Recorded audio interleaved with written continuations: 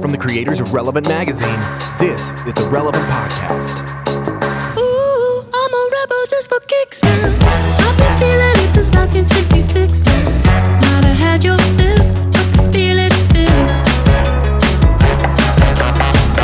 Ooh, I'm a rebel just for kicks now. Let me kick it like it's 1986 now. Might be over now, feel it still.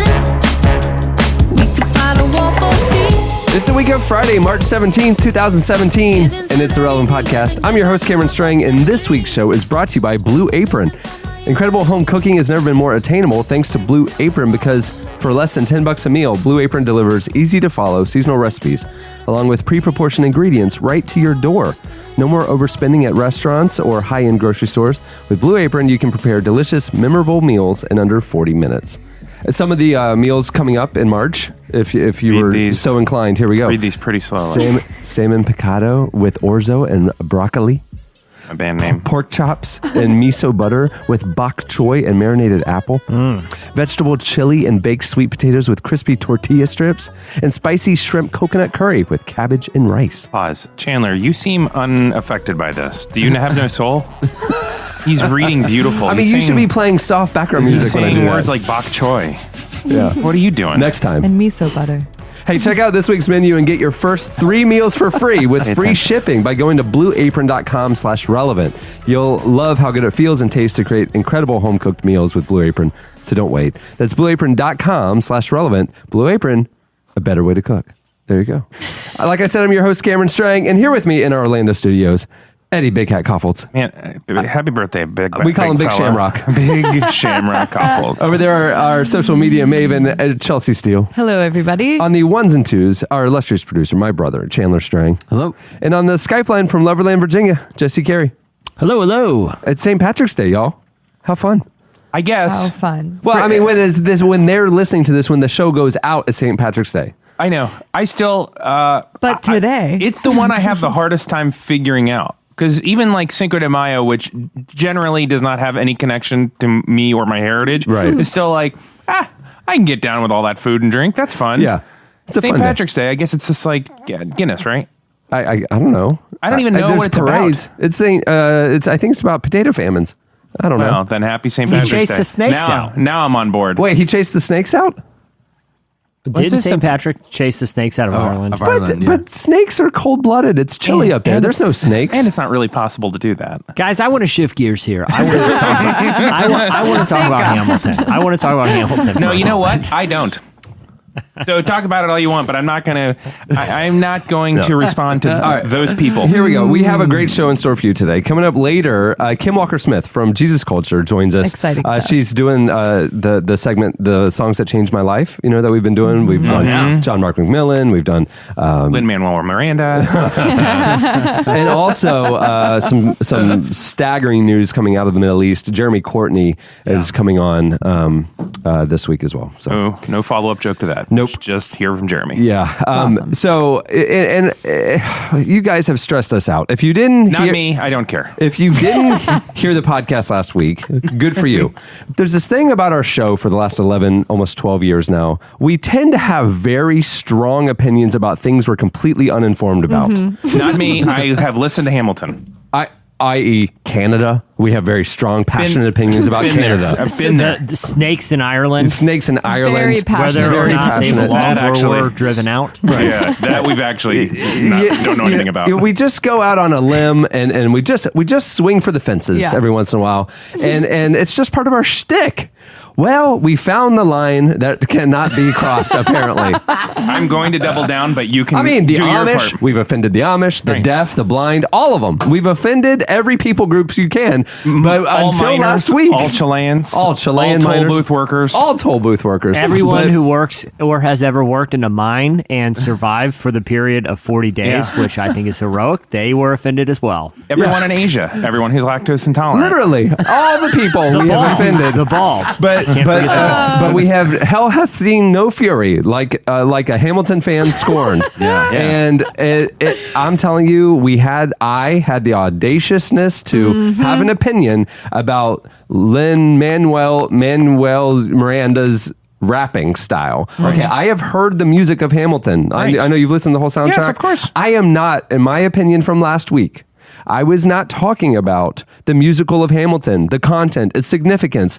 Was it a good play or not? None of those things was I talking about. I was talking about specifically him as a rapper. The flow. Not that great as a rapper. Right. It's not good rap as rap. That's all I said. And our Twitter account literally melted. In flames. And can I defend the part of it, like my stance on it? I don't care. I don't care. And he lost zero I sleep. don't care. I mean, I'm not kidding you. On Sunday morning, Let it go.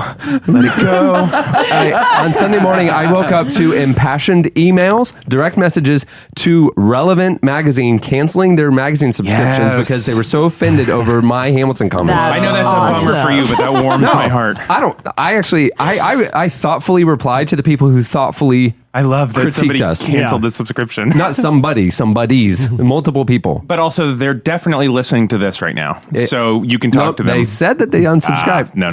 Well, that's what they said. hilarious. So anyway, I thoughtfully replied. If they were providing constructive criticism and Yes. thoughtful, whatever, I engaged them. If they were just, whatever, I just ignored it. But that was most of my Sunday. I was traveling and most of my Sunday was on Twitter. That is crazy. Funny. Like, it was ridiculous. I was at the Jesus Culture Conference. Yeah. No, it was on Saturday that this was happening. I'm sorry. I was at the Jesus Culture Conference and Banning Liebscher, I was back in the green room. He's like, hey, what are you doing? He texted me, hey, what are you doing? I'm like, I'm on Twitter. That's what I'm doing. Yeah. Like, for hours, I was there and back in the I'm back room. taking down Hamilton is what I'm doing. Just leave me be. Tweet by tweet. I just love that you and I expressed that we did not care for music. So, I like, you and I have like different music. I love this band Midlake. You made fun of them one time. Yeah. Don't care. You love the Allman Brothers. I love Almond and Allman You Brothers. love the Oak Ridge Boys. Right. Love bluegrass. You love Skinnerd and Leonard. All Wow. of it. Maybe you don't like it. He loves every member of the Dave Matthews Band All of it. equally embarrassing. You love the dead and violinist. That is a of an example, and I decided not to curse there, so you didn't have to bleep. I hope you still do, though. But yeah, Not necessarily we things better. already had Bleepgate. But right, so I've shared Dave Matthews Band. That's true. We have made a lot of fun of you over your Dave Matthews love. Cats. Rightfully Cats. so. All of this, I am okay with people thinking it is horrible. I am because You canceled our friendship over that. I don't care what any of you think. I'm allowed to like what I like. That's right. You like what you like. That's right. Right? You don't like the Yeah. rapper. Right. You don't like it. But I don't Cameron, like it to your either. credit, I did see some people who were angry about it and, posted thoughtful arguments or offered to debate us in a thoughtful way to engage the conversation, which is a great thing. No. Hey, if you disagree, that's okay. But yeah, it got a little heated, man. It's Got- not, got- it's not worth got a little debating. hot. It's not worth debating because if somebody's passionate and they love Hamilton and it means a lot to them, great. Then go I watch wasn't like No. Trying to change I anybody's wasn't trying to change your mind. I was just saying, as a hip hop fan, and I just don't think he's that good of a rapper. That's all. Listen, the people that want to debate can promote their own podcasts their own way. And also, I would like to say this, quote, your tears fuel my ministry. So I just don't even care. It's true. It's not that big of a Wow. deal. I think everybody was expecting an apology, but there's nothing to apologize for. Also, I'm going on No, but vacation. Eddie, you understand that people aren't upset about the actual Hamilton. They're upset about the play, not the man. You understand that, right? Some of them were. Some of them, no, none of them cared. I don't think that Hamilton died. I would venture to say 75% of the people wwho responded didn't even know Hamilton was a real person. So Didn't know it was a work of my favorite comment was somebody said, it's probably good to listen to just so you have a historical understanding of it. I'm like, yeah, I think we elementary The school. fifth grade. we got it. I don't get most of my history from plays. I got most of my cat knowledge from plays. I will say.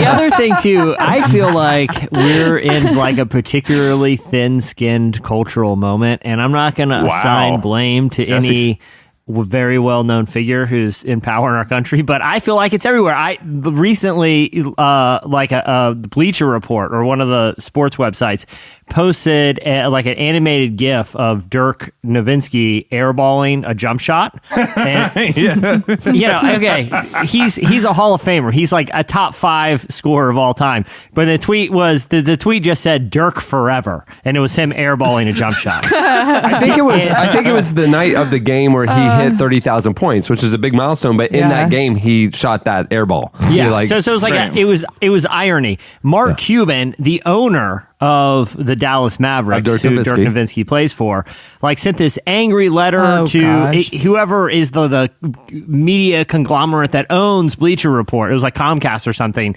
and said that how infuriated he was about this single tweet that was obviously said in jest. If it was an average player airballing, it wouldn't be funny. It's like if Michael Jordan traveled or something and it said MJ forever. It's obviously a joke, and Mark Cuban ended up getting the tweet removed because he was so offended that someone made a joke about one of his players that wasn't even that wasn't even that pointed or mean. It was just a joke. I feel like this is like a common thing these days. People are a little thin-skinned about things they're passionate about. Jesse's stepping in it now, isn't he? Hamilton's a thing of the past. I got cubes. Now I'm going to have cubes coming after me. Eddie, I know you're a big Cubes fan. I know you're a big Shark Tank guy, but I'm just saying that was not a cool move. Oh, no, I don't think it was cool either. I think he should have left it up there. Just laugh at it. Who cares? Yeah. Well, this is, Jesse, you and I probably won't even see the backlash of all this either because we'll be at South by Southwest when this is coming out. So. Oh, yeah. Oh, absolutely. I'm not gonna worry about it at all.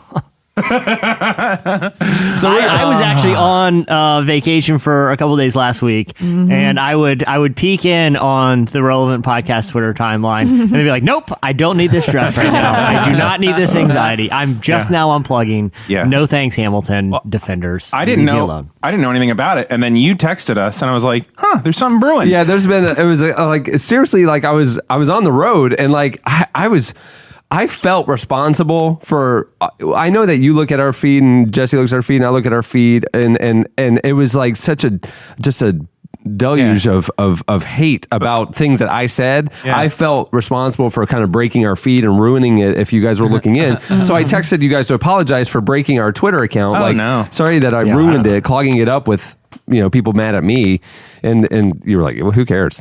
Yeah, nobody cares. Yeah, and I don't have access to it, so I don't get to write anything on. I don't want to write anything on the. You don't have access to it? No, I don't want. Did Jesse ban you? No, I've never, and I don't ever want it. Because I just know that I will do exactly what you think I'll do. Right? I'll be at 11 o'clock at night, and I'll just rip apart somebody and not have understood their tweet and have to apologize. Eddie that night would have posted an animated GIF of Dirk Nowitzki airballing a jump shot, and the tweet would have said, Dirk forever and Hamilton sucks. Yeah, right. You don't want me to have access to that. I need to live or die next to my own picture and my own family shame.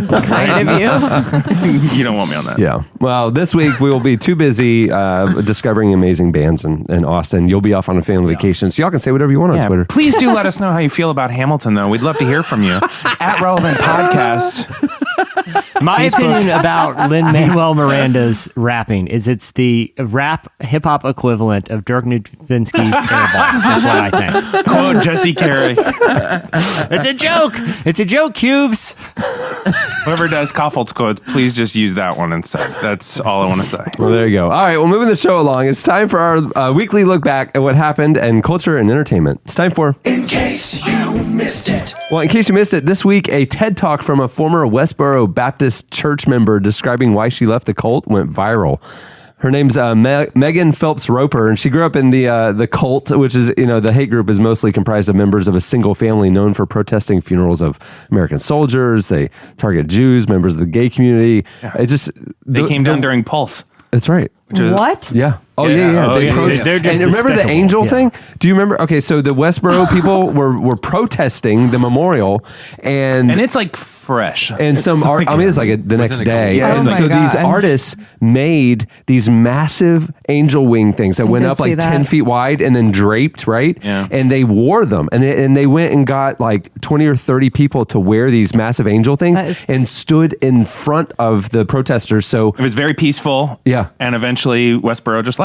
they just Great. quietly Beautiful. went away. That's how you want it to go. The best part was that it was the police department that actually tweeted, like Westboro is heading north, and they put like a little exclamation point or something like that, just as a little commentary. It was great. But anyhow, so she was she was a part of that whole group. Yeah. So she's since left the group and is speaking out against their message. In a moving TED Talk, she explains what caused her to leave the group and its ideology, love, civility, and the real message of Jesus. The brief talk is a powerful look at the impact of loving, thoughtful dialogue and the danger of outrage, trolling, and hate. Here's a clip. What gives me hope is that we can do something about this. The good news is that it's simple, and the bad news is that it's hard. We have to talk and listen to people we disagree with. It's hard because we often can't fathom how the other side came to their positions. It's hard because righteous indignation, that sense of certainty that ours is the right side, is so seductive. Do you realize that could be totally applied to the people disagreeing with us about the Totally. Hamilton opinion? They could be right. I really. It's hard because it means extending empathy and compassion to people who show us hostility and contempt. The impulse to respond in kind is so tempting. Eddie. But that isn't who we want to be. Eddie. We can resist, and I will always be inspired to do so by those people I encountered on Twitter. Apparent enemies who It became my applies beloved perfectly. friends. This is ridiculous. What a convicting. I don't know if I can play along with What this a comparison. That's really convicting. For us, in responding to the Hamilton critics. Oh, I don't feel that way. Yeah, I do. I regret everything I said, and his rapping is not the equivalent of a Dirk Nowitzki airball. I apologize. Hey, in case you missed it. Hold on. I gotta say one thing though. I cannot believe she's the first person we've heard from post Westboro. Right. Right? Yeah. Don't you? I can't.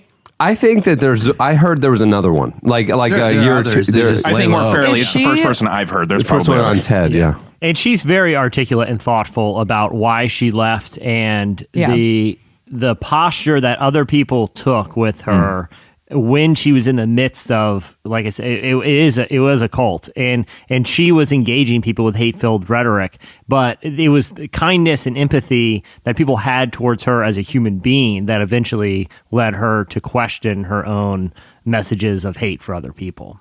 Yep. Well, in case you missed it, this week, model Haley Baldwin had an interesting message for Twitter trolls. There's a theme this week about Twitter trolls. Is she like Abe Baldwin? Yeah, she's Steven's daughter. Yeah. Is that true? Yeah. Yeah. The message was this: try listening to worship music and pray. So Haley was on the receiving end of some celebrity gossip from tabloids, and she tweeted in response to social media trolls who were recently perpetuating rumors about her personal life. The tweet said, listen to some Hillsong United, pray a little, and worry about yourself, y'all. She has more than 9 million Instagram followers and 1.5 million Twitter followers, but she recently told the Times magazine that she has a complicated relationship with social media. She said, it definitely does something to the soul. There are times when I feel depressed or anxious, and a big part of it comes from that. If we don't have social media, we'd have a weight lifted off our shoulders. It does affect you. People tell me I'm ugly, fat. I try not to care, but the fact is everyone wants to see what people are saying about them. She's also been vocal about her Christian faith, explaining to Teen Vogue, I don't look at it as a religion. I look at it as your own personal relationship with God, because what I believe, it doesn't say in the Bible that it's a set religion and a set standard of rules. It's your own personal relationship with God between you and him. And the Bible is a tool for you to be able to live that out day to day. Church is a tool for you to fellowship with other people that believe in what you believe in. There you go. There's no response to that. If someone's like coming at you and saying, being a jerk on Twitter, there's no comeback to, you can need to go listen to some Hillsong United. Like, what do you say in response to that? It's the perfect comeback to silence somebody. Yeah. That's what I'm going to reply to everybody who has something to say about Hamilton. Why don't you listen to some I'm DC canceling talk? my script. Go listen to Hillsong Pray a United. little. See how you Hey, feel yeah. after that. These are real. Stop You wanna listening to Hamilton. Go listen to Hillsong United. Yeah, listen to Pray some a real little. rap. Down with the DC talk. These people knew what rapping was. In case you missed it, this week. Even Kevin's even not a rapper, and he still understood it. I You only see what I'm wrote, saying? by the way, this in case you missed it item is only because of the joke. Yeah. In case you missed it, this week, our nation's pastors who are hungry for more sermon illustrations all rejoiced because a Matrix reboot is in the works. Oh, Jesse. Oh, thank the It really Lord. just teed up for us. I would have written the exact same thing if Braveheart was doing like a sequel. Oh, yeah. Warner Brothers is currently developing a reboot of the Matrix franchise and is considering Michael B. Jordan for the lead role. The Wachowski siblings, who wrote and directed the original trilogy, are not involved. It kind of dropped off after the first one, if you ask Michael me. Jordan Yeah. will be great. Michael, he shot a lot of Bean. air balls on his way. Yeah, it'd be Michael Jordan forever. How dare you? In case you missed it, human rights attorney Amal Clooney. She's also the daughter of Stephen Baldwin. Did you know that? Shocking. Yeah. She He's got, spoke out. he's got a very cool family. She spoke out against religious persecution in Iraq. She's an international human rights attorney, and she addressed global leaders at the UN this week, urging them to not allow ISIS to get away with genocide. Clooney represents a Yazidi woman who was kidnapped, raped, and sold as a sex slave by ISIS. Yazidis are one of the religious minorities targeted by ISIS in Iraq. Clooney is asking leaders to investigate and prosecute war crimes and is pleading with Iraq's president to not allow them to go ignored. Here's a clip. The UN has already concluded that ISIS is committing genocide against this group, and there can be no more serious crime. The UN was created as the world's way of saying never again to the genocide perpetrated by the Nazis. And yet, here we are, 70 years later, discussing the UN's inaction in the face of a genocide that we all know about and that is ongoing. Don't let this be another Rwanda, where you regret doing too little, too late. Don't let ISIS get away with genocide. Yeah, powerfully, a year ago, like next week, the U.S., John Kerry, declared that the deaths of Christians by ISIS in the Middle East they declared it a genocide. Yeah. An official national, internationally recognized genocide, like Rwanda, and specifically, the minorities that religious groups that are being targeted, specifically Christians. Yeah. And since that declaration, literally, America has done nothing. Yeah. And I've been in some meetings in the last week where some different leaders that are saying like this is ridiculous. It's like we declared it a genocide and we've done nothing to stop it as a nation, and so there's some people putting heat on Washington now. Yeah, and that was part of her message too, despite these eyewitness reports. I mean, no one's disputing that these things are happening, but no one from ISIS has been prosecuted for war crimes, which is, completely outrageous. Yeah. One of my favorite jokes about her ever was that I think it was like Amy Poehler was hosting something where she was there. And they're like, Amal Clooney is here. And they talked about how distinguished she was and what a great, and they're like, and also she married the guy from Ocean's 13. And that's what everybody It was the said. night they were giving George Clooney a Lifetime Achievement Award. That's right. That's right. I always think, I'm like, you just hear her and you're like, she is really changing the planet. And also, she married the "Oh Brother, Where Art Thou" guy. And also, remember when her husband was in ER for a while? Yeah. And did a few guest spots on "Give Me a Break." Oh, that guy. No, he, to his credit, I mean, I know he's involved in humanitarian activism. All the Clooney fans are going to just annihilate us on Twitter this week. Oh gosh, it's like we posted a GIF of him shooting an air ball or something. Goodness gracious, people! I'm excited about Lin-Manuel Miranda in the Mary Poppins reboot. If that makes people feel better, I think he's perfect. Is he gonna act and sing and not try to rap? I mean, no, I'm sure he'll rap, but he's Bert. He's like the Dick Van Dyke character. Perfect. But why would Bert rap? Maybe he won't. I don't know that's scheduled these. I think he'd be great. Let's just move on from the rapping shtick. Right. I Like agree. Mary Poppins. I'm like Mary Poppins. No big deal. Hey, in case you missed it, this week, Beyonce, John Legend, Coldplay, and Julia Roberts are among the celebrities who signed an open letter supporting gender equality. The letter was posted on International Women's Day and explained how we currently are at a critical moment in history. It read, in part, all over the world, women are on the front lines fighting for our future, yet millions of girls and women are still denied basic equal rights. We stand together to say, in a voice louder than ever, that fighting for gender equality is the emergency and the opportunity of our time. We fight for education, for health, for justice, for every girl, every woman, everywhere. We fight for our future because none of us can move forward if half of us are held back. The organization Global Citizen, which organized the letter, advocates for the victims of global violence, access to education, the availability of vaccination, and other causes to benefit communities around the world. You think it was all of Coldplay? Because like nobody knows the drummer's name, Right. Like who cares? Chris Martin and Coldplay. Right. The drummer is Chris just Martin and friends. Yeah, he just Chris like, Martin plus 3. Right. Yeah. Doug Melvine, and then he has to like draw an arrow up to Chris's name. He's like, I drum for that guy. Yeah, Chris Martin and Frank. He's Frank. Did Frank sign? Is Frank in here? Yeah. He has to write drummer. Finally next get to the his ball name. rolling on this equality thing. Oh, Frank's man. in. All right, well, that'll do it for In Case You Missed It. Stay tuned. Up next, Slices.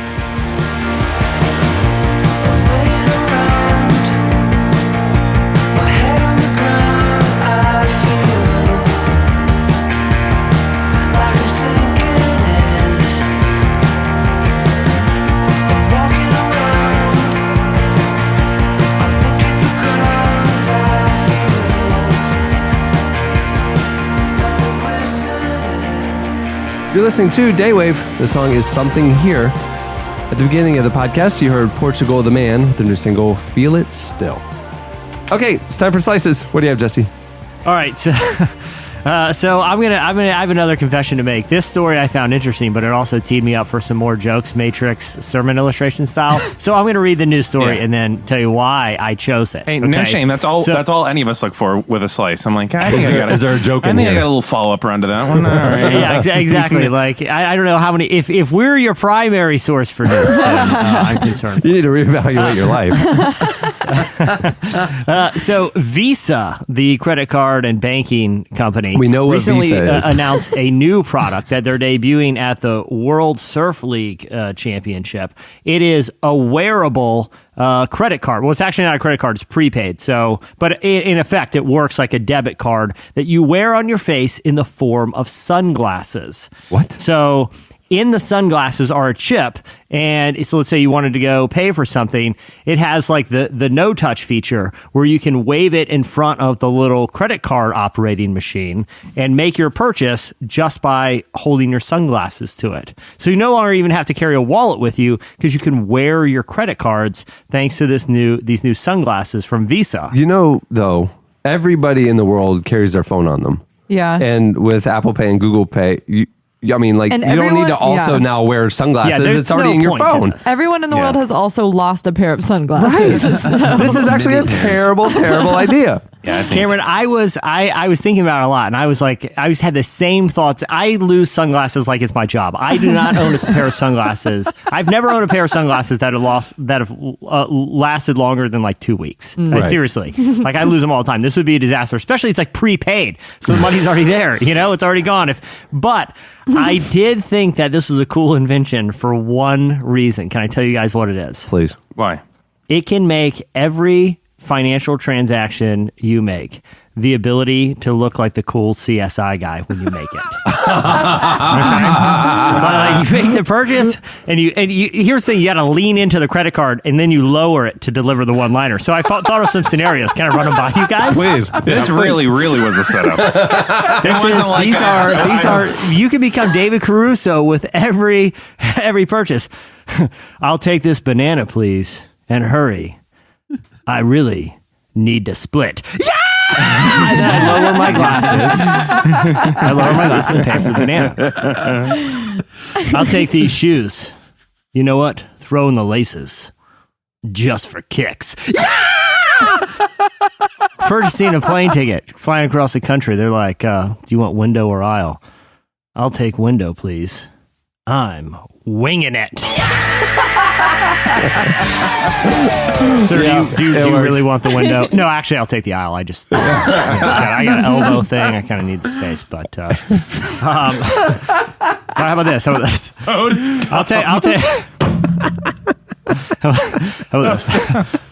I'll take the breakfast platter. Hold the eggs. I've heard they're not all they're cracked up to be. Seriously though, if you could put like one egg in there, I need protein, so we'll do it. Okay, last one. Gosh. Paying for the meal. Would you like to leave a tip? Yeah, a very good one. Lose the attitude next time. Oh my goodness. So I am first in line. Wow. Needless to say, I'm first in line to buy these sunglasses. The only thing is, you don't look as cool when you're like, you can't really maintain eye contact with them. You're kind of leaning down into the credit card reader every time you're delivering these one-liners, but still, it's a cool thing. And then it's going to ask you like cash back, put your pin in, so you've got quite a while. You know what we need to invent? I got back in the day, I got a novelty pen given to me, and it was and you could press the button and it would say the Donald Trump line from The Apprentice, "You're fired." Right? It would Great be like joke. Executive pen, it was called. Yeah. And then Great joke. Right. We should invent something that then has that queued up. So like that would be. It should be sunglasses. It should be sunglasses that when you lower them, This is it a does the great screen. idea. Now, this is way better than Visa. Yeah. It's just when you lower them, it has some sort of sensor, and it knows it's being lowered, and then Doorbell. Like when they're tipped a little bit. when they're tipped. Yeah. Can I real talk? If we set up a Kickstarter and we made those sunglasses, They would I sell like guarantee you hotcakes. it would bring in like $10,000. Oh, for sure. $10,000. The David Caruso CSI Miami sunglasses. I'm hesitant to even throw this out into the world because someone's going to do it. It's become an internet sensation, and we're not going to see a piece of this action. But we're going to throw that gift out there. Yeah. Well, I think we've given the world a lot of ideas to run with. So Yeah, and they've ran with very few. The other, Cameron, I wish with that when you had that Trump pen, the Apprentice one that said you're fired. Yeah, the executive I wish pen. it was called the executive. The executive pen, yeah. Mm-hmm. I wish you would have actually fired somebody with it. Right, you're just Like you bring them into your office, and you're like, "Hey, I need to talk to you about sitting something." in there with a And what guy. do? You that- click it, and that's when he says it. Yeah, you click the end of it, and the little speaker says you're Yeah, fired. You're like, "Come on in, take a seat, take a seat, take a seat." I just, hey, listen, we need to talk about. I might need to something. tell you. You know what? And you pull out the pen, and you just hold it right up to your face, and you click it, and it says you're fired. And the person starts laughing, and you start laughing. You're like, "No, but seriously, you need to clean out your desk and get out. Remove your things." The executive pen is just like a long period of silence, and you're just staring at him, and then Cameron just pulls out the pen very gently, clicks it. Oh no! puts Yeah, they see the pen in their stomach. Puts the pen away, and then Cameron just rotates in his seat so that the back's facing them, and they just walk out. That's it. You're fired. There you go. Our president. All right, what do you have, Chelsea? A 21-year-old woman named Alexa Siri says she's been waking up in a living nightmare having the same two names as the best-selling tech devices. Oh my goodness. Funny thing. Yeah. So she lives in Ventura City, New Jersey, and she spoke with the local news service there saying, in the beginning when Siri came out, I got it all the time. It started at work and it would be Siri do this, Siri do that. And she expected it to eventually die out until Amazon came out with Alexa, her first name. Now she says they do the same thing. She said mostly people just saying, haha, I'm just telling you what to do. And I'm like, okay. I love her pointed response to all of this. Yeah. So, But it got me. I mean, we talk about it a lot on the show. People who have names as celebrities who kind of came before them: Michael Jordan, Michael B. Jordan, Alexa, Right. Siri. And I was just wondering what other names that people. I mean, we're kind of in a new tech revolution where we're giving robots people names. yeah. Alexa Siri has to be the worst possible name to have right now. It though. really First is. name Alexa, last name Siri. It is a little bit weird to me that they did put names to these virtual assistants.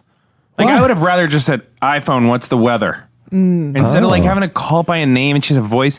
And I really dislike the personality. Like, can you set a 1 hour timer? And she's like, 1 hour timer set. I'm dying with anticipation. I'm like, I don't need jokes in my life I didn't right ask now. Siri. Do they really do that? Yeah, you're a computer. I need you to just do computer things. If you ask it like, what's the meaning of life and stuff like that, Yeah, she'll well, be like, but I get that. If you're teeing it up for jokes, but I don't like it when it adds little. Oh, yeah. When it what's gets the sassy. weather? Seems like a nice day. I'll be like, Why don't you shut your Siri, mouth? play Beats One. She'll be like, Beats One? That's my favorite radio station. Right. I'm like, I don't care. I don't need you to have a name. I don't need you to have a personality. I need you You to know be what a those jokes are? It's the equivalent. It's this generation's equivalent of Clippy. It's like I know you're not real Clippy. Okay, you're a dumb Explain Clippy. paper clip. Okay, Explain Clippy real quick. No, if I wanted help with setting margins, I'd ask for help setting margin. There's a little tab right there that says help, and I can type a question into it. Why don't you just poof into that cloud? fade him out so the Clippy. camera can I'm say done what with Clippy you. is. When in the 90s and early 2000s, if you're on a PC and you were in Microsoft Office programs, Yeah. and it seemed like you were needing some tips,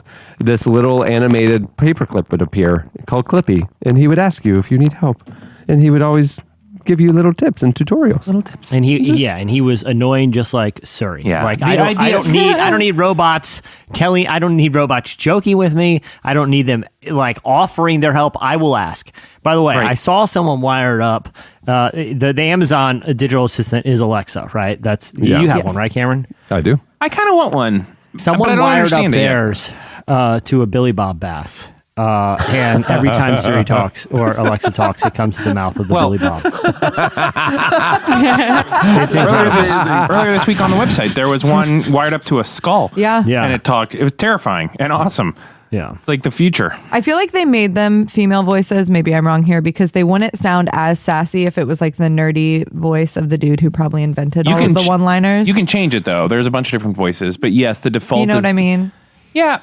Yeah. I think she sounds like authoritative. Like when you make fun of like a dorky kid and they're like, "You're not the boss of me." You're like, "It's a free country." Yeah, except I want mine to sound like a robot. This is the problem. I don't want any. There's enough humans. Like we're good. I've got enough human interaction. What was the one where the dude fell in love with his operating system? Oh, Her. That was a good movie. Yeah. Yeah, that actually was a good movie. That was a good movie. But that's where we're going. You don't want your device to have personality, or else you may fall for it. No, I just need it to be functional. Yeah. Right? I just want to be able to look at a banana and buy it and tip my hat. And what sound does it make, Jesse? I'm sorry, it doesn't work there. I think if you feel like you are in danger of falling in love with Alexa, then you need to figure out how to wire it up to the Billy Bass, because all you'll do is laugh every time it talks. It is hilarious. And I've watched the video like 100 times, and it's only like 20 seconds long. But I laughed every time. I can never fall in love with the Billy Bass. I'll tell you that. But also, Jesse, never say never. to your point though, Jesse, like if someone does start to kind of fall in love with Alexa, well, okay. I mean, who cares? Oh man. All right. What do you have, Eddie? This is a case of, I think it's art hold on, how would it work out? Life imitating art, imitating life. Oh, Okay. The Matrix. Did we all watch the show Mad Men?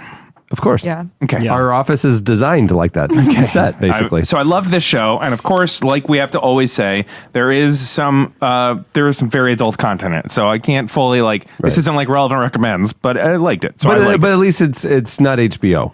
At least it was broadcast. A&E, or whatever. A lot of implications. AMC. Not yet. So Mad Men. It does get dark in the middle. In case you haven't seen it, the premise of the show is it's all about an advertising agency, and the main character's name is Don Draper. And the show is really about his rise and fall and kind of rise again, but it's all under this umbrella of he is an ad man. So throughout the show, there were these really interesting times where they would be pitching a client. So they had like Jaguar and some baked beans company and different airlines and stuff like that. And one of my favorite parts of the show was you would eventually see the pitch, and the pitch was typically amazing. And you would just go, that's actually a really great slogan for Jaguar. Like, what a really clever way.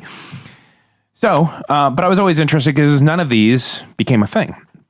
Last week, Heinz Ketchup announced that Don Draper finally landed the account, and they loved it. And Heinz is rolling out the full Don Draper ad. No way. Yeah. Exactly as it was in Mad Men, all throughout New York and through print. And I thought, okay, but are they like dressing it up? They're using the same one. same photography, same everything. So the pitch is this, and I'm not going to do as good a job as Don Draper did, but the idea was it was for Heinz Ketchup. And the pitch was it would just be pictures of like a big picture of a plate of fries, but the fries have no ketchup. And the slogan simply says, pass the Heinz, because the idea is that all of these things must have ketchup on it. So like a piece of steak, a hamburger with no ketchup on it says, pass the Heinz. And so when I saw this on Mad Men, I was like, that is Genius. brilliant. Really good, yeah. I'm looking at a shot right now of the scene where he's pitching it to the ad execs, and I see the posters that you're describing. So the ad execs in the show had two issues with it. One is you don't show the ketchup, and they couldn't get their head around the fact that they don't show the ketchup in order to sell the ketchup. So that was their first problem with it. The second problem with it is that they didn't call it Heinz Ketchup. And Don's response to that was basically, Heinz just is ketchup. You don't have to call it ketchup. it's Everybody else says synonymous, ketchup. You do Heinz. Yeah, it's like I have a Xerox machine. You know, it's Right. like that's just like became synonymous It's for really- copy yeah. machines. or- Rolodex. So now you say, can I have Rolodex, Heinz? And right. you might have another different thing on the table, but generally you just don't call it ketchup. You just Right. say, and so So basically, Don was way smarter than the ad execs. he did. Or They said no. They ended up taking Peggy's pitch. Peggy was with a competing firm at the time. It was And a whole thing. It was a whole. Yeah. Whole Don't to-do. even get me started on this. Mentor, protege, peers, Yeah. enemies. It's just terrible. Hard to watch. Hard to relive. But Heinz just recently said, no, actually, we loved it. And and I was reading this in Ad Age, and it was with their advertising people, and they're like, it was actually totally on brand and really brilliant, and we love it. And we thought about it sort of in jest, but then we kind of kept coming back to it and going, actually, that's a great So advertising. do they have to pay AMC or anything? Well, I'm wondering, like, who's the guy that wrote the show? Matt Weiner? Yeah. Like, if they have to pay him or how it works, but I'm sure there's some sort of deal set up. But their whole advertising of the advertising is thanking Don Draper, who would now be 96 years old, thanking him for the great idea and excited that his pitch worked out.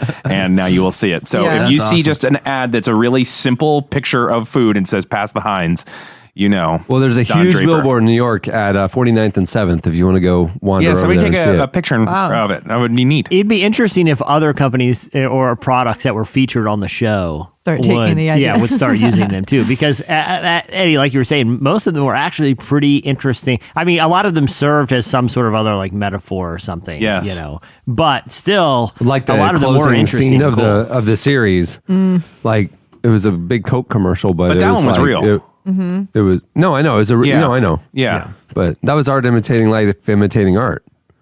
My mind is blown right now. So meta. But it was also a metaphor. I mean, it's Yeah. a real thing, but it was also It's like the actual Alexander Hamilton, incredible rapper. A lot of people don't know that, and that's why it gets confusing. But Eddie, I'll say this: terrible jump shooter. terrible. Couldn't hit the rim. I mean, he was ridiculed in his time. You know what? You know what? Billboard. If you're looking for it, if you're wandering around 47th or 49th or 7th, and you're looking for it, the billboard that it's adjacent to and catty corner from is for the new Fast and Furious movie, The Fate of the Furious, opening April 14th. I'm very excited. Is it? I'm sorry, real quick. This is the 8th movie in the franchise, right? Yeah. Is anyone else baffled that they didn't spell fate F in the letter 8 like a license plate? I'm not Don Draper, but if it was me, Wow, Jesse. the billboard would be a vanity plate and just be F8. That's it. Oh, Fate. Wow, Jesse. Normally That's you really have good. nothing but terrible ideas, but that was Eddie, really wait, smart. it's hit a weird that home you say run that here. because we just thought of the David Caruso glasses. And now you're coming back that my vanity plate billboard idea to promote the 8th Fast and Furious movie is a terrible idea. Oh my You goodness. should bring that up to the Cubes. He would love to hear about I that. know. I need to get up with someone involved in that film and pitch this idea. I don't know who's responsible for that joke billboard, but it's sitting across from one that Don Draper did. Yes, step up your game. All right, that'll do it for Slices. Stay tuned. Up next, Kim Walker-Smith joins us. And I fall on my face with angels and saints, and all I can say is holy, holy, holy are you, God. My heart can't contain the weight of your name, and all I can say is holy, holy, holy are you. You're listening to our next guest, Kim Walker-Smith. It's her new single, Throne Room. Well, this week's feature segment is brought to you by Squarespace. Whether you need a landing page, a beautiful gallery, a professional blog, or an online store, it's all included in your Squarespace website. Creating a site with Squarespace is simple, it's intuitive, and you can use amazing, beautiful templates. And Squarespace also has seamless commerce tools and 24/7 customer support. So if you want to launch an online store, they do everything from invoices to tracking inventory. It's really amazing. You can start your free trial today at squarespace.com and enter offer code RELEVANT to get 10% off your first purchase. Squarespace, set your website apart. Kim Walker-Smith is one of the leaders of Jesus Culture, a worship music outfit based out of Sacramento's Jesus Culture Church. The group's latest album is called Let It Echo, and it debuted at number 35 on the Billboard 200. And like you heard a few minutes ago, Kim's latest solo single is called Throne Room, and it just released this week. We recently spoke with Kim about the songs that shaped her as a musician, inspired her as a worship leader, and even helped her launch her career. Here is Kim Walker-Smith.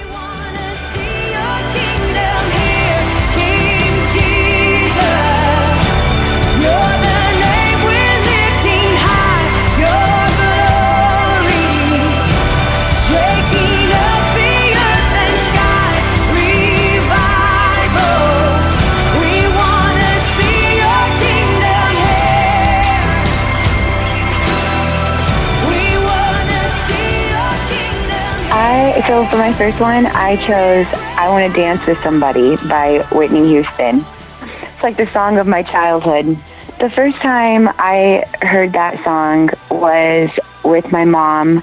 My mom loved music, and I was raised in the 80s, and, MTV had come out at that time. And my mom, being a musician and someone who loved music, she was super excited about MTV being on, and she was constantly buying new music. And we had a cassette player in the house, and she had, just got the latest Whitney Houston cassette, and my mom was playing it. And the first time I heard that song, I remember thinking it was the most beautiful voice I'd ever heard, and I wanted to sing exactly like Whitney. And I would sneak my mom's cassette tape into my room and put it in my little cassette player and play it over and over.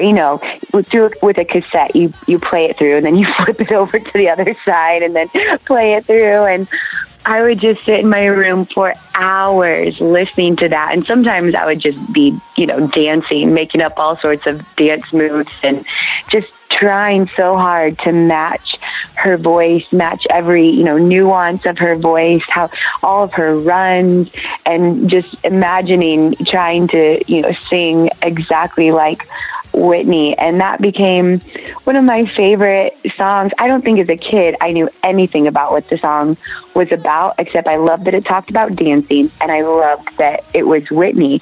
And just the melody of the song, the beat of the song, it just drew me in and became the song I listened to all of the time as a child. It was like my number one. Mom said, "What do you guys want to listen to?" It was always, I wanted to listen to Whitney, and I wanted to listen to I Want to Dance with Somebody.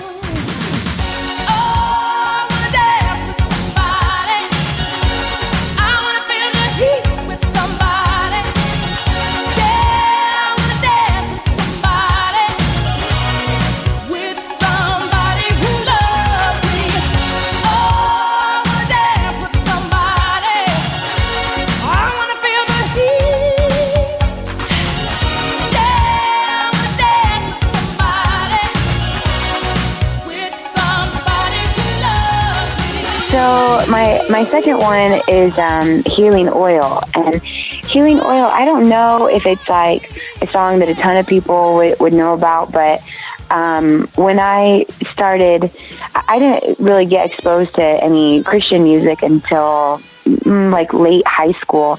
And someone had given me a Crystal Lewis CD.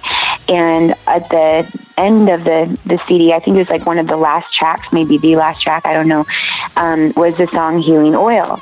And at the time when I heard the song, my mom was battling for her life with breast cancer. And that song just meant so much to me at that time and what we were walking through as a family, and just kind of trying to grapple with what the song was saying, and could God heal my mom? Would she be healed? What if she wasn't healed? What if my mom dies? Like all these things I was just as a teenager kind of thinking about. And the song just meant a lot to me. And then my mom ended up, she survived cancer and many years cancer free now. And my stepdad, who came into my life as a teenager and, was dad to me, he ended up getting diagnosed years and years later with Parkinson's disease. And when I set out to record my Still Believe album, I just had this thing in me that I wanted the whole album to be about healing, and not just like physical healing, but just just healing in general, like what God does when he redeems us and he sets us free. And I suddenly remembered this song, Healing Oil, from back in the day, and just how much it meant to me. And I thought, I want to put this song on my record, like just the chorus at the end of Miracle Maker. And we're in the process of planning out the album and everything. And I'm down in Southern California with my husband, and we're hanging out with our friend Chris Lazat, who is a vineyard worship pastor and worship leader at the time. And just talking to him, and randomly, I don't even know how it came up, but somehow the song Healing Oil came up, and I was talking about it. And he just starts getting really teary-eyed. And he said, I wrote that song. And I said, you wrote the song Healing Oil? And it suddenly meant even more to me because of how special this man as like a father is in my life, my husband's life.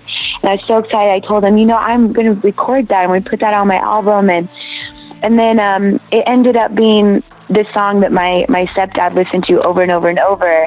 And then a really sweet and powerful moment, I went in to say goodbye to my stepdad when he was dying. And right as I finished kind of saying my goodbyes, he all of a sudden opens his eyes and looks at me and says, Kim, sing that song I love. And I said, Healing Oil? And he said, yeah. And I started singing Healing Oil, and he died shortly after. And so that song has just like kind of been in my life for a long time and been really special to me and meant something really special to me. And I've had a lot of like really powerful moments in my life with that song. I can feel your healing oil running down my brow. I wouldn't trade another lifetime. How I feel right now. Third one, I had Worth It All by Rita Springer. And this song, I remember the very first time I heard it, I was living in Redding, California, and I had just started going to a church there, and started going to see a counselor and go through some inner healing. And I was a fairly kind of new Christian, and I was just kind of starting to dive into my relationship with God, and I had a lot of healing to walk through and a lot of kind of reconciliation and things to work out, things that I had walked through in my childhood that were really hard and really difficult, and then coming to know Jesus and trying to like reconcile those things. And I was just going through a ton of healing. And I walked into my apartment, and my roommate was playing this song, and I just stopped. Like the moment I walked in, I just instantly was captivated by the song, and I just stood there listening, and I just started sobbing. And the whole song is just saying, it's going to be worth it. It's going to be worth it all. And that song became the soundtrack of my life for the next few years of everything I was walking through.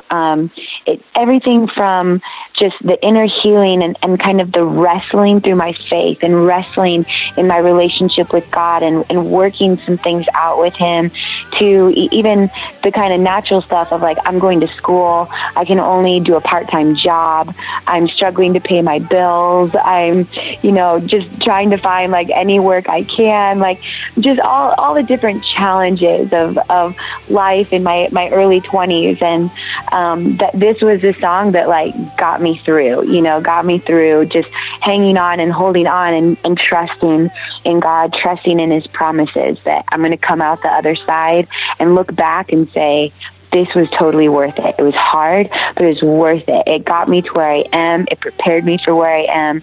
And still to this day, that song, if I turn it on, I'll just start crying again, because I can feel that tug on my heart, like, God saying, hey, I got you. I see you. It's going to be worth it. It's good. It's gonna be worth it. It's gonna be worth it. It's gonna be worth it all. I believe all my days. It's gonna be worth it all my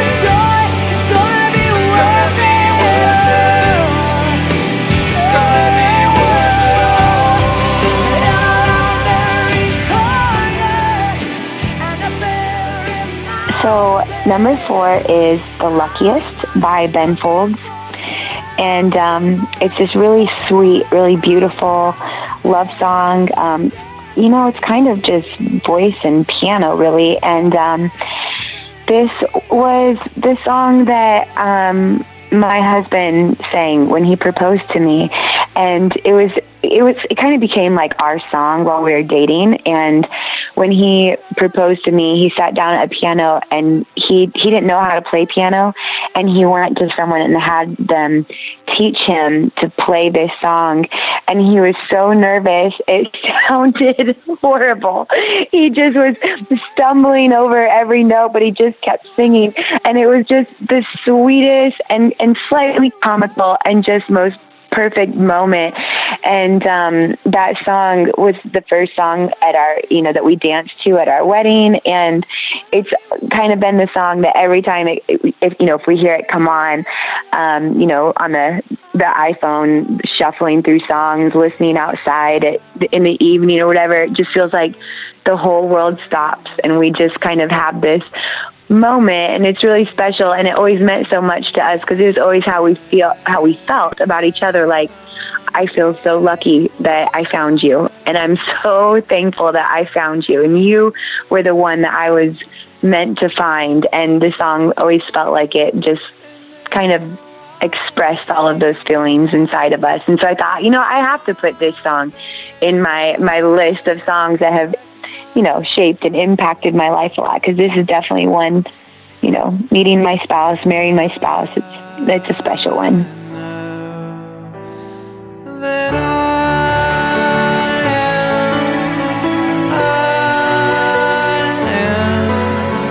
I am the luckiest. I love you more than I have ever found a way to say to you.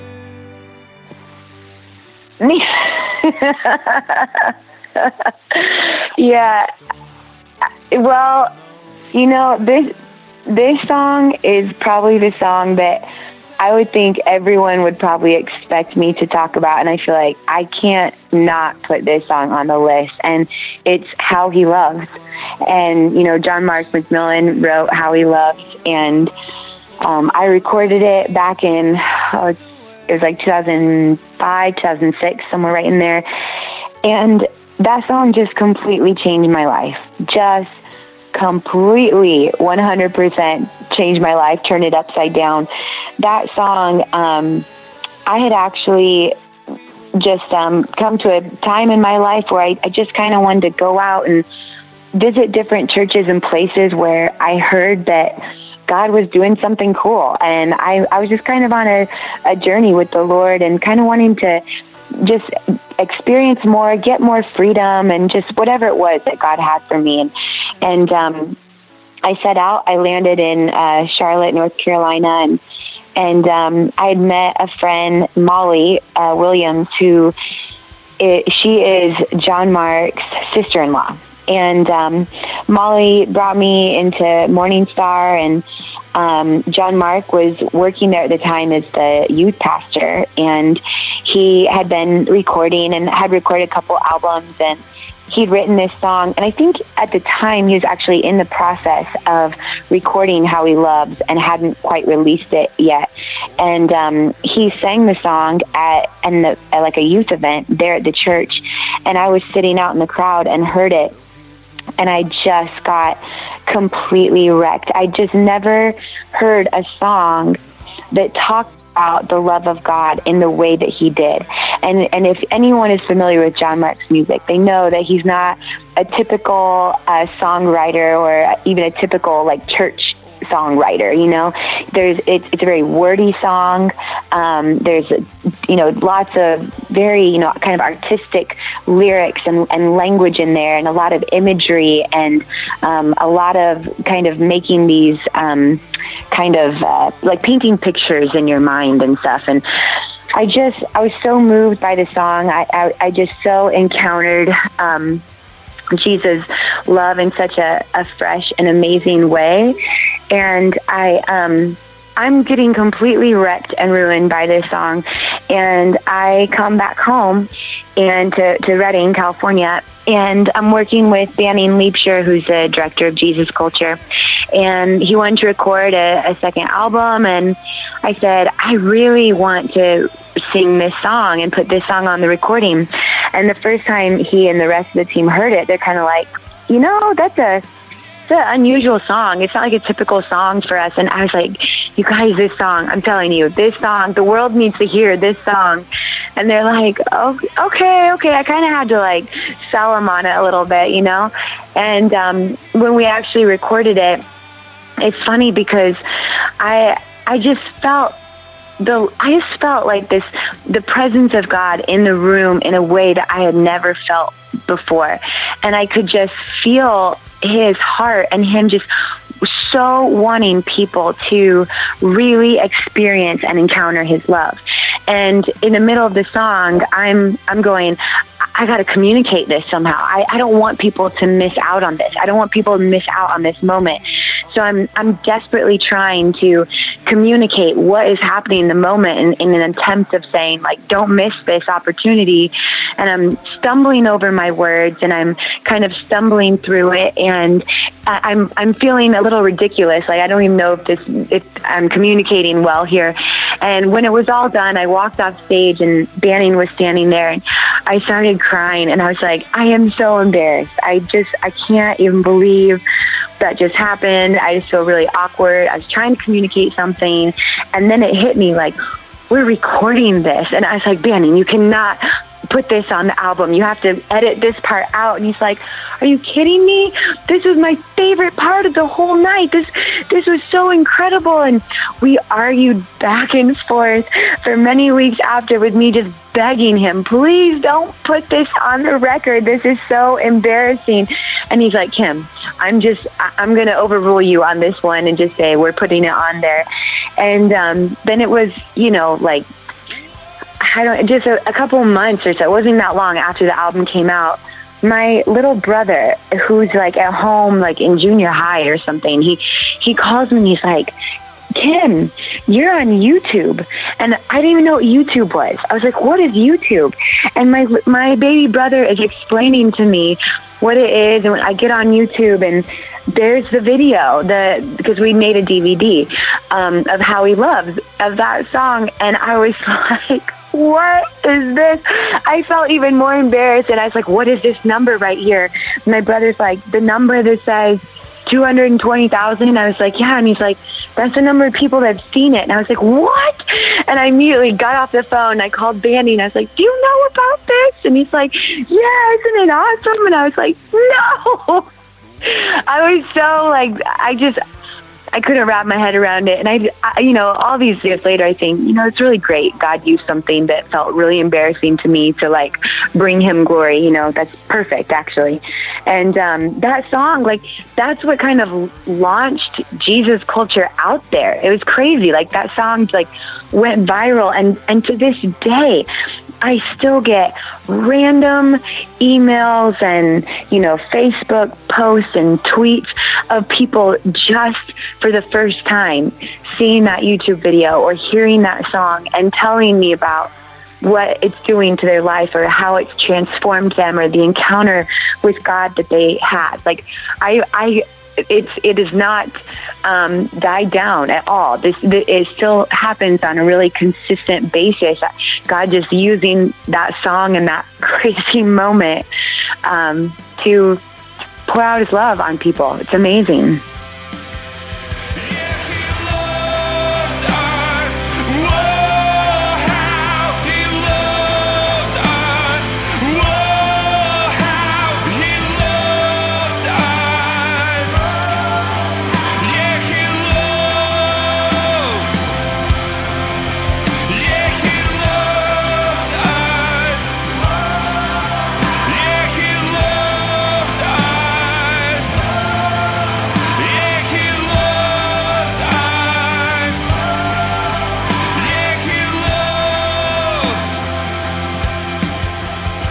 That was Kim Walker-Smith. Make sure to check out her new solo single. It's called Throne Room. It's out now. Tonight, the weight is growing to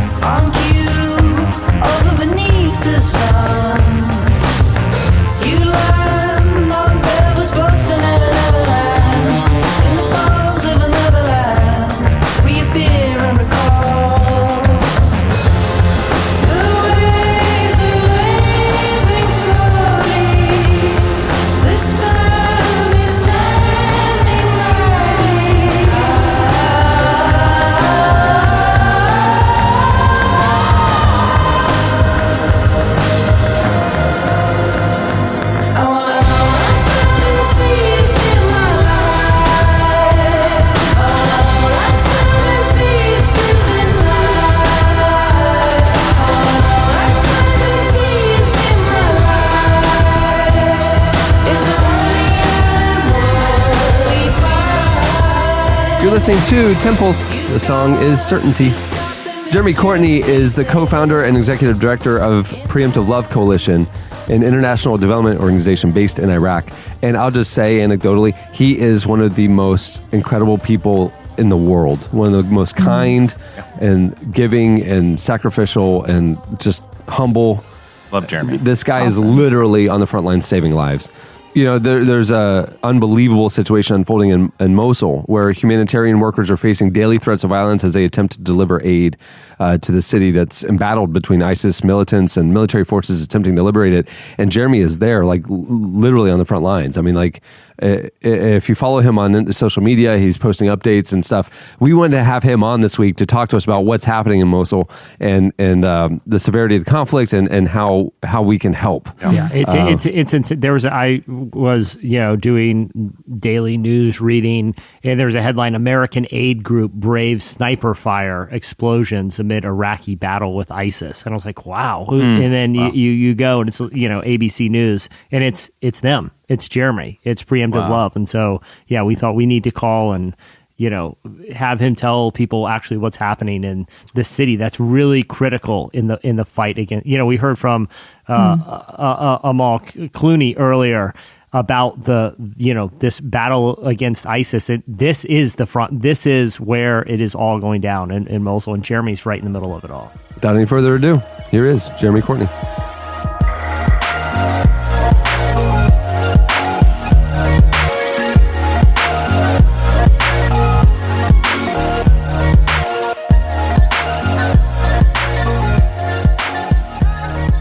First off, can you just tell us what's going on? Where are your people, and why is it in such a what's the violence about, and how is it affecting your work there? Yeah, so over the last couple of weeks, we've been in West Mosul, which is where the heart of the battle against ISIS is right now. Mosul has been ISIS's de facto capital in Iraq, and really ISIS came to worldwide notoriety when they overran the massive city of Mosul in the middle of 2014 and went house to house, marking Christians' homes for expropriation and extermination. And then from there, I think their mass killings and the land that they grabbed all over Iraq really catapulted them to worldwide infamy. And so the battle against ISIS has really been a battle from the fringes back toward Mosul city, which has been the heart of their caliphate in many ways. And they've lost a significant amount of their land now, and really the only important terrain that they control in Iraq at this point is now whittled down to West Mosul. So for months we've been as close to the front lines as anyone, working to get into people first who need it most in the throes of this conflict. And that's landed us really over and over again in the crosshairs of sniper fire and mortar rounds, and proximate enough to airstrikes that it shakes our bones and shakes the people around us that we're serving. Is any of this directed at your people, or is it just a matter of you're in the area, or are people non-discriminately attacking others? What is it what's that like?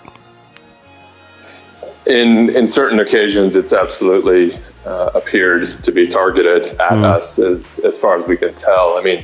ISIS doesn't send a memo ahead to let us know that they're taking aim at us, but as often as not, there's nothing else significant going on in our vicinity except our attempt to get aid to people. But to be clear, they're sniping civilians when we're not there as well. They're sniping the people, they're kidnapping people, they're using people as human shields. And so it's not necessarily that they know who we are. It's just that they are seeking to disrupt and disturb and scare anyone from coming in anywhere proximate to the area that they control. And they've done a very good job. The truth is their violence, from the snipers to the mortars to the suicide bombings and the kidnapping, has managed to keep almost every aid organization out of West Mosul. And as of now, I don't know of any other aid organization that has been in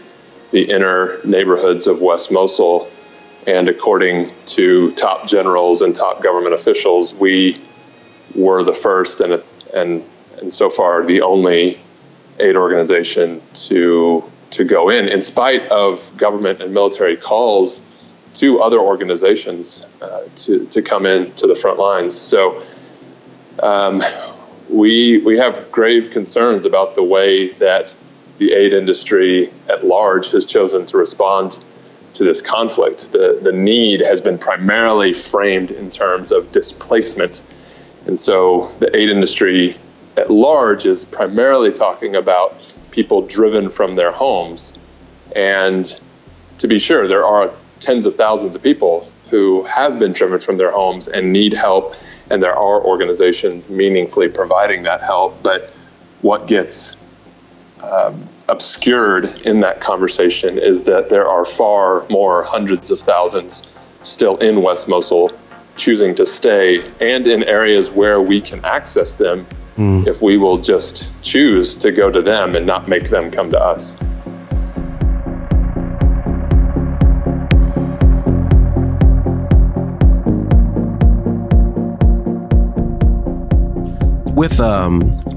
With that, which of course is an overriding, philosophy of your work, going to these people.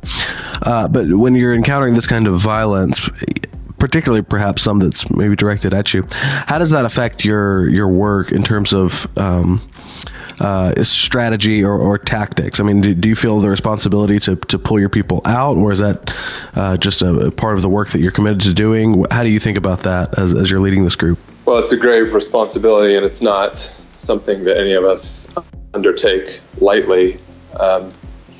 In the earliest days of our work, some people may be familiar with our early mantra when we were surrounded in war by military and militia personnel who kind of lived by this motto of shoot first, ask questions later. And we sought to subvert that and see if we could become a community who was willing to love first and ask questions later. But that was a decade ago, and the truth is now, after a decade of war, we've seen a lot, and we've lived through pretty much all the bad stuff that war can throw at you. And so the idea of just somehow naively asking questions later, it doesn't work anymore for us. We know all the questions, and sadly, I think we actually know many of the horrible answers as well. And so we don't undertake this from a naively youthful position any longer. And as we've had to mature through this work, I think it is why we've changed the operating motto in some ways from this idea of love first, ask questions later to when the world is scary as hell, love anyway. We don't deny the realities of what could happen to us, but we're trying to figure out if we can still continue to become that community who would press in for those who need it most.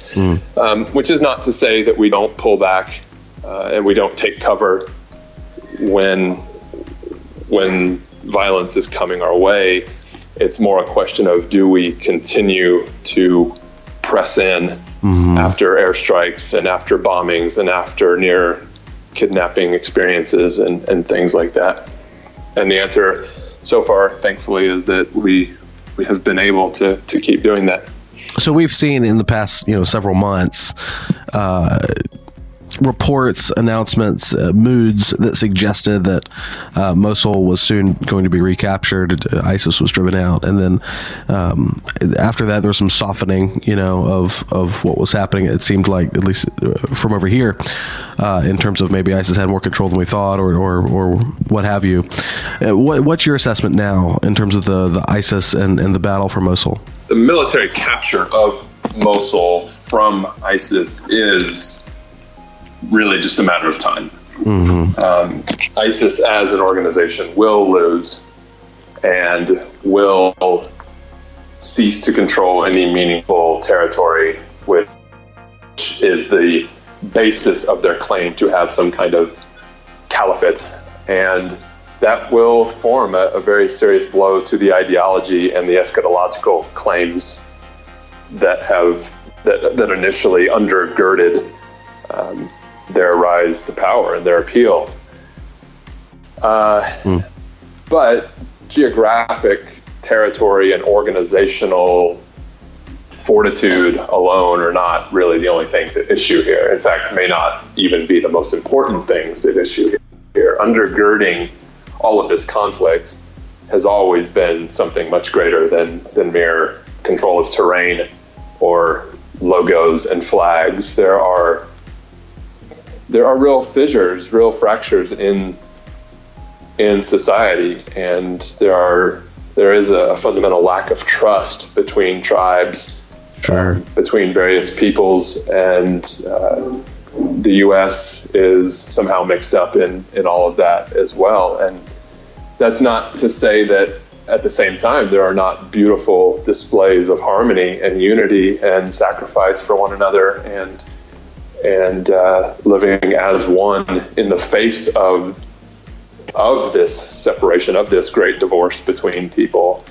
You really can find both things here. And so I think the question that's yet to be seen is what will win in the end. Will it be our great divorce, or will it be our great belonging to one another?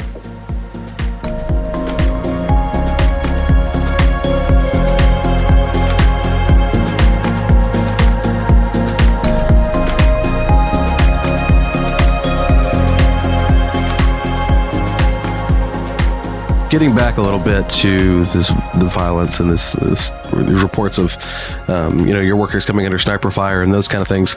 Is this, how unique is this kind of violence in the life of Preemptive Love? Is this something y'all have seen before, and this is just another kind of iteration, or is this something unique or increased in its manifestation? Yeah, I think it's definitely part of the journey we've been on, and yet at the same time, it does feel like things have intensified for us over the last couple of years, particularly under the ISIS era. I mean, this is, as a family, my family has been at it for over a decade in Iraq and a couple of years prior to that in the region. So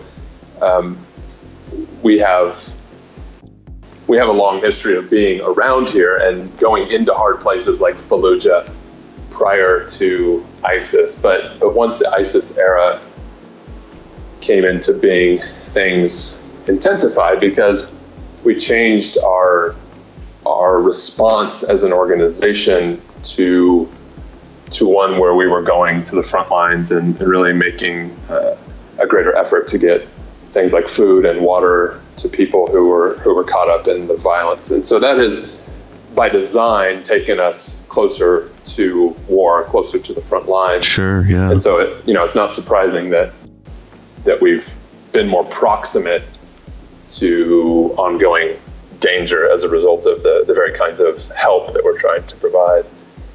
So it is unique, and it's also, in some ways, feels like a kind of inevitable part of the journey, given what's happened here over the last decade.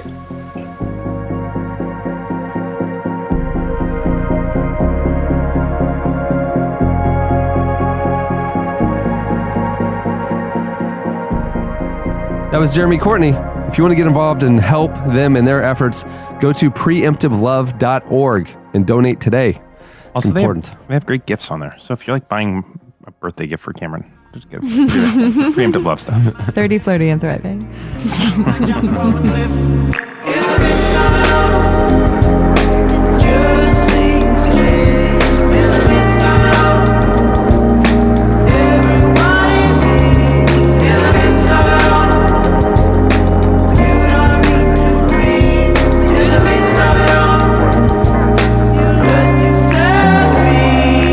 Listening to Sir Was. The song is In the Midst. If you're Googling it and you have a capitalization sensitive Google, Sir is all lowercase and Was is capitalized. So there you go, Sir Was. Okay, it's time for your feedback. Oh, Lord help us.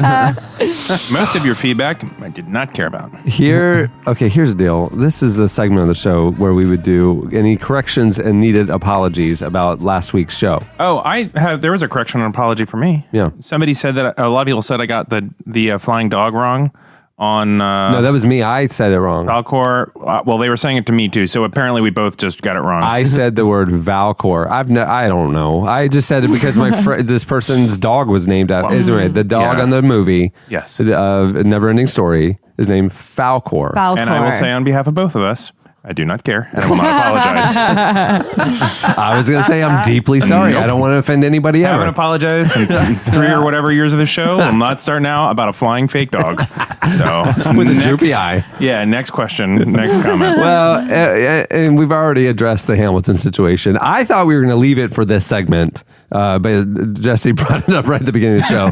So I think Jesse just likes watching other people just suffer. I felt like it couldn't be ignored. It was the elephant in the room from the first ad read. I had to clear the air. It was beyond my mind the whole time.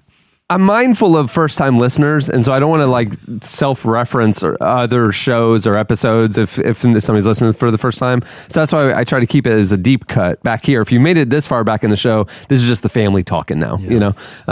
But yeah, Jesse wanted to go front and center with it. So there, we've addressed last week's situation. Yeah. Well, last week's editorial question of the week, we're in the middle of Lent. We had Matt Chandler on last week talking about Lent and unique perspectives on it and how to practice it.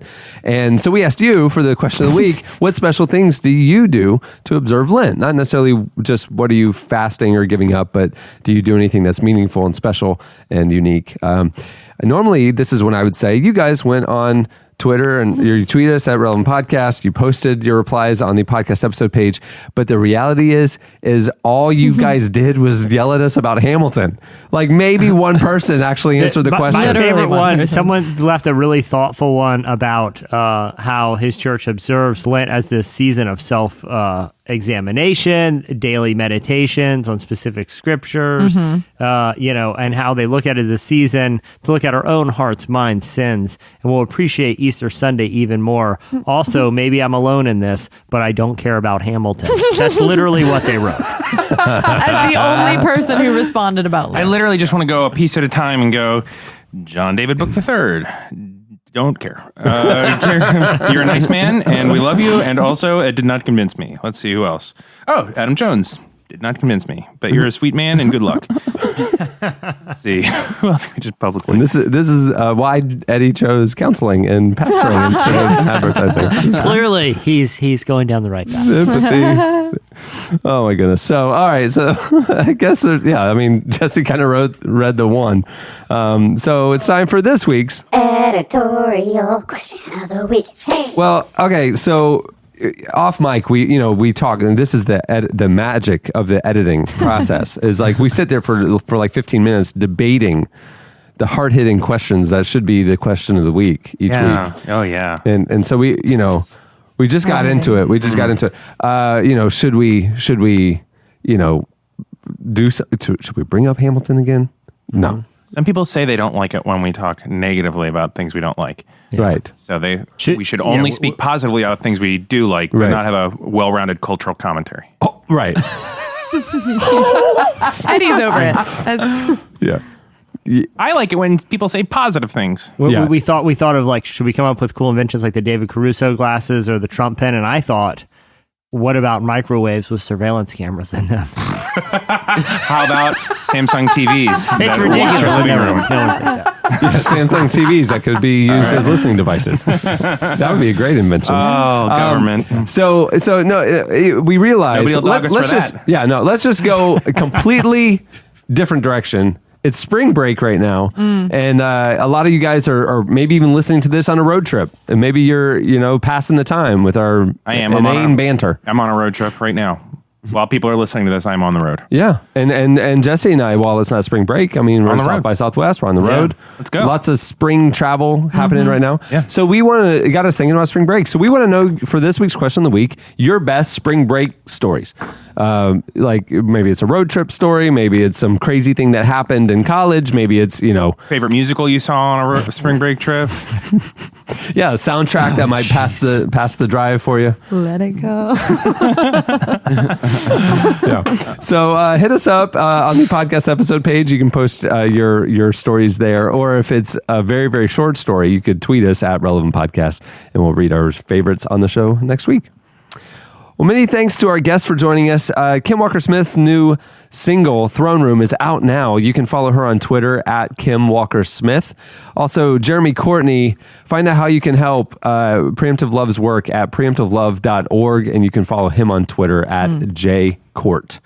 I would highly recommend that. Yeah. Thanks to our show sponsors for making this episode possible. Remember, with Blue Apron, you can check out this week's menu and get your first 3 meals for free with free shipping by going to blueapron.com/relevant. And also Squarespace. You can start your free trial today at squarespace.com. And then when you decide to sign up for Squarespace, enter offer code RELEVANT to get 10% off your first purchase. Hey, the new issue of Relevant is out now. The big redesign is here. We're continuing to work on the website. The soft launch happened, and we are adding meat to the bones every day. Keep checking back with the new relevantmagazine.com. But subscribe to the new Relevant. You can subscribe today at relevantmagazine.com. We'd appreciate the support, and I think you'll really like the magazine. Yes. I took some with me on my recent trip, and was like, I felt like I was Johnny Appleseed with magazines. So I was just Johnny Magazine. Hey, everybody. Like, hey, we're meeting for coffee. I brought you a magazine. Yeah. I was just like, I'll use it to spy on you. Here you go. Take a magazine. That lo mein he just heated is from a Chinese takeout order over a week and a half ago. We're dealing with a real sociopath. He's wearing that Tony Soprano apron morning, or what is This guy it? is Robe. sick. He is morning sick. and night. He is an animal. on that note, we'll wrap it up. I'm Cameron Strang. I'm Eddie Koffoltz. I'm Chelsea Steele. I'm Chandler String. I'm Jesse Carey. We'll see you next week. Let it go, let it go. I am one with the wind and sky. Let it go, let it go. You'll never see me cry. Here I stand, here I stay. Let the storm rage on. Thanks for listening to the Relevant Podcast. Connect with us on Twitter at Relevant Podcast and get bonus material from this episode and more at the podcast section on relevantmagazine.com. And don't forget to check the magazine out. It's available on newsstands and at the iTunes App Store, or you can subscribe online at relevantmagazine.com/subscribe. And one thought crystallizes like an icy blast. I'm never going back. The past is in the past. I could never fall in love with a Billy Bass. I'll tell you that right now.